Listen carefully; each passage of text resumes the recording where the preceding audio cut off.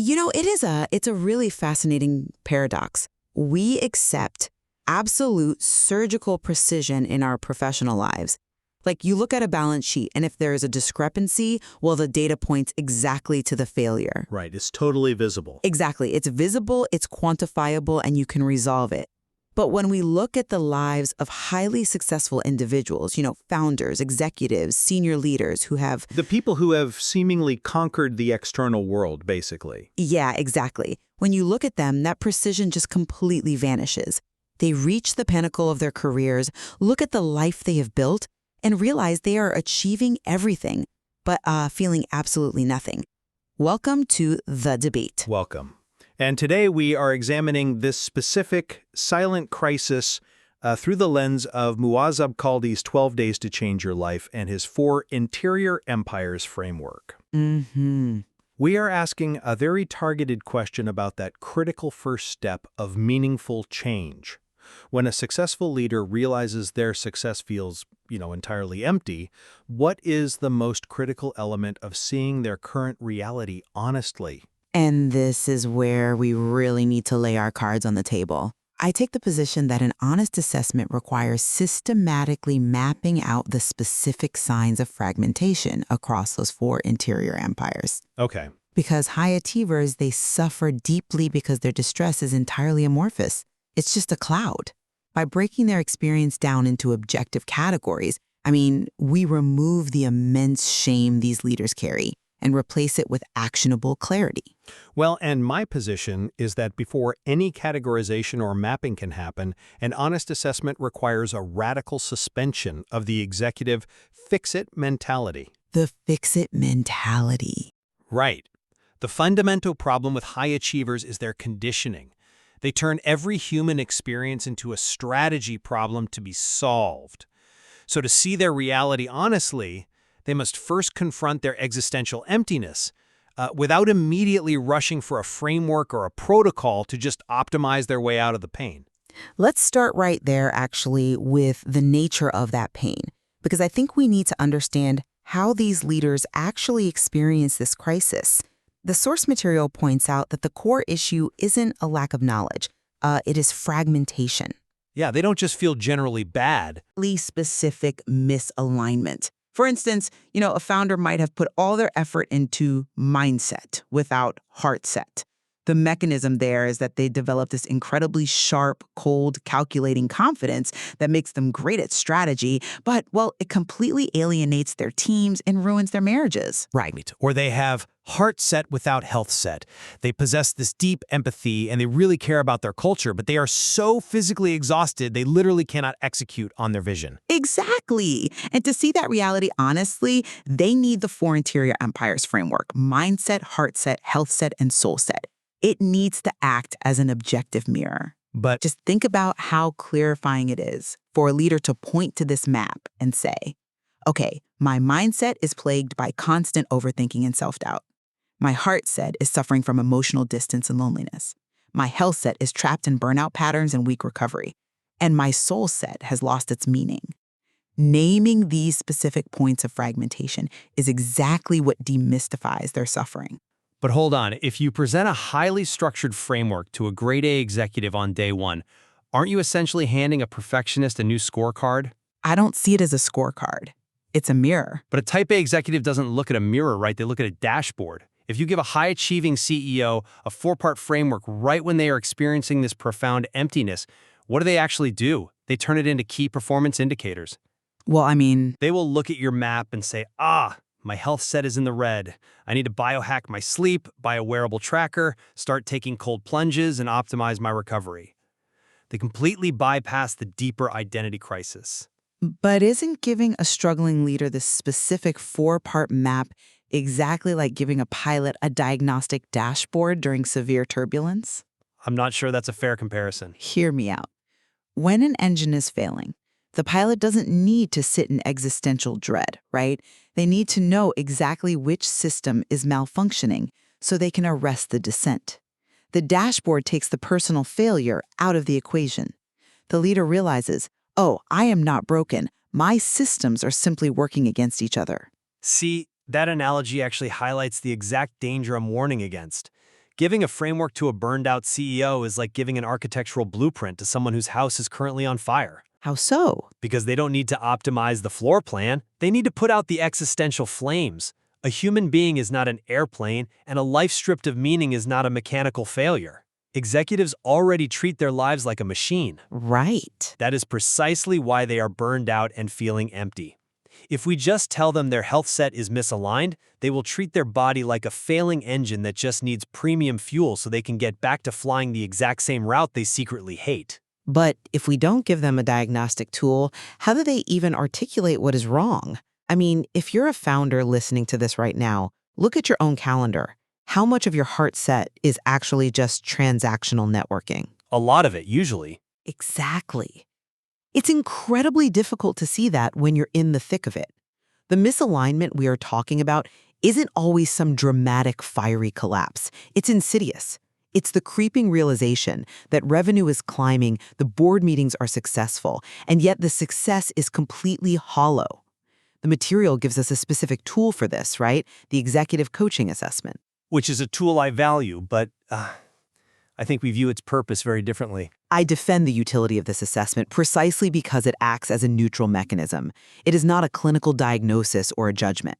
It doesn't tell them to just go biohack their sleep.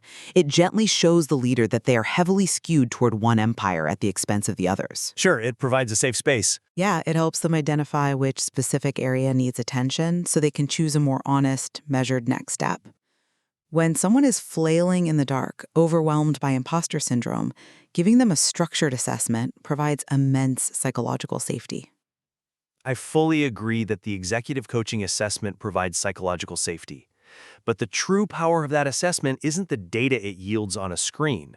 For the type of leader we were talking about, someone who is used to existing in a highly armored, commanding state. Where everyone wants something from them? Yes, and where love always feels conditional on performance. For them, the act of taking the assessment forces a psychological pause. You're saying the data is secondary? Entirely secondary. The primary value is the confession disguised as a diagnostic. Think about the physical act of sitting alone at a computer, looking at a prompt about your relationships, and clicking a button that essentially says, "I am lonely," or clicking a button that says, "I am emotionally distant from my kids." That breaks the armored state. It forces the truth out. Exactly. It initiates the pause. It forces them to look in the mirror and articulate the problem, which, as the text notes, increases their commitment to change. I completely agree that the confession is powerful. But without the data, without the structure of the four empires, that confession easily devolves into paralysis. When high achievers feel disconnected, their natural instinct is to either push harder or shut down entirely. Right. They go to extremes. So showing them exactly where the mindset, heart set, health set, and soul set are fractured transforms a moral failing into a mechanical misalignment. It says your pain is measurable, it is common among high achievers, and most importantly, it is entirely resolvable. And that is the exact trap, resolvable. If you frame it as a resolvable mechanics issue, they will use your diagnostic dashboard to become more efficiently miserable. Efficiently miserable. Wow. Yeah. Seeing reality honestly means first sitting with the uncomfortable, visceral truth of what Kaldi calls the mortality meditation. Let's dig into that because I know that's central to your argument. How exactly does that meditation work in this context? Let's walk through the actual mechanism. It isn't just closing your eyes and thinking about death. It is an emotional dismantling. The executive sits quietly, strips away the title, the equity, the board seat, and imagines they have 6 months left to live. In that specific silence, the ego starves. Because the ego relies on future achievements? Exactly. The ego feeds on the next quarter, the next acquisition, the next milestone. When you use the mortality meditation to forcefully remove the future, all that is left is the present truth. You are forced to ask, did I build something I actually believe in? And if they didn't? If the answer is no, the pain is visceral. They have to accept that terrifying reality without immediately reaching for an assessment or a protocol to solve it. If they don't suspend the urge to execute right at the beginning, they will never truly experience the vulnerability required to heal old pain. But we cannot ignore the fundamental biological reality that the material relies upon. The text is heavily anchored in neuroscience. The reason a leader must eventually move toward the 12-day protocol and start mapping these systems is that the brain physically does not work in silos. I'm not denying the biology, but But let's look at the mechanism there. The prefrontal cortex, which governs logic, complex problem solving, and strategic decision making, it simply cannot function at its peak without heart coherence. And that emotional authenticity cannot be sustained without the physical vitality of the health set.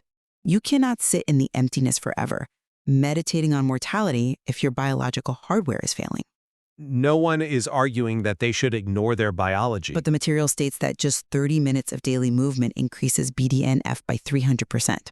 Right, the brain-derived neurotrophic factor. Exactly. For the listener, it's essentially miracle grow for the brain.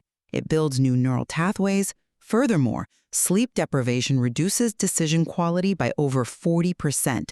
Because the brain requires this physiological integration, the leader has to start executing on the framework. For example, the 90-minute daily architecture mentioned in the text. Right, allocating specific blocks of the day to integrate these empires. Exactly.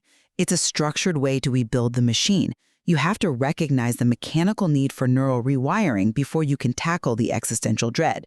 If a founder is running on fumes, their prefrontal cortex isn't engaged enough to even answer the question, what do I want to be remembered for? They are just in survival mode. I see your point. By starting with the mindset and health set, we give them the biological capacity to actually face the existential questions of the soul set. The framework doesn't prevent meaning. It provides the energetic foundation required to discover it. I fully acknowledge the neuroscience of integration. No one is arguing that sleep deprivation doesn't destroy decision quality. But you are describing a very clean, logical progression, and human psychology is rarely that clean. The text explicitly warns against the paradox of execution without meaning. The idea that you can optimize the parts but still miss the whole. Precisely. Let's look at the 2020 morning protocol from the material. If you tell a burned-out CEO to spend 20 minutes sweating, 20 minutes reflecting, and 20 minutes learning every morning, they will do it. They will crush that protocol.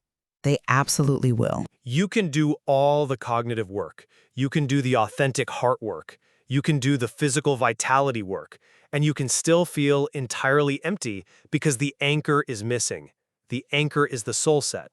But the framework builds toward the soul set. Yes, but if a leader rushes to apply that 20-20-20 protocol just to boost their business performance by 71% or get that 94% cognitive boost, which are real metrics from the text, they are still operating from ego. They are still building for achievement, not meaning. If you wait till the very end to address the existential void, you are allowing the executive to spend days or weeks hiding behind the comfort of actionable metrics. You think the framework becomes a hiding place. Absolutely.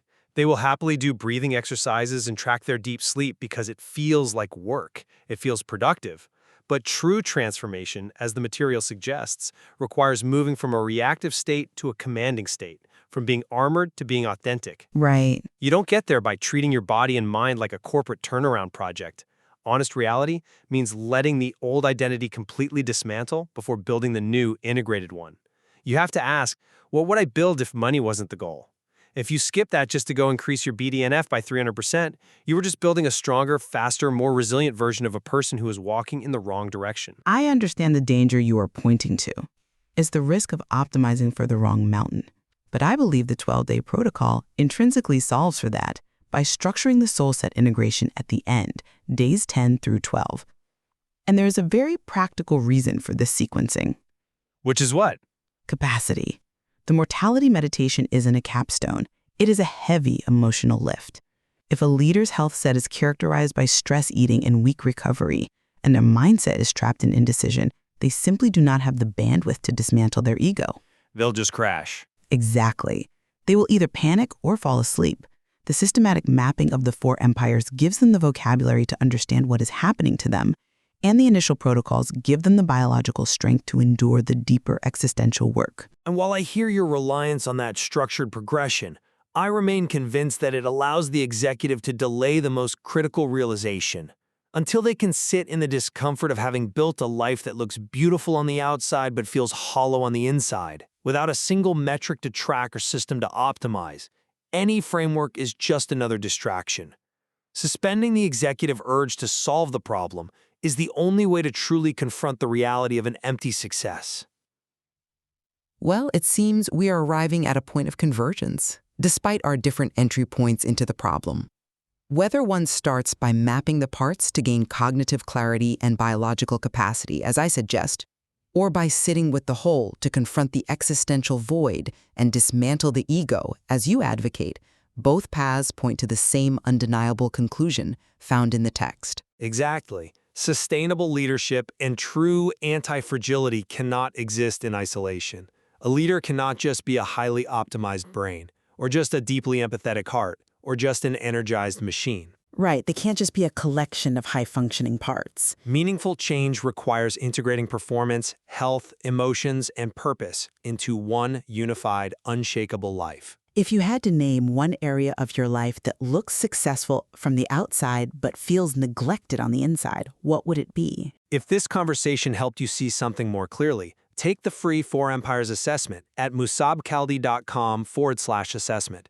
And if you would like a private conversation about your leadership, business, or personal direction, you can book a free discovery call with Musab Kaldi at musabkaldi.com.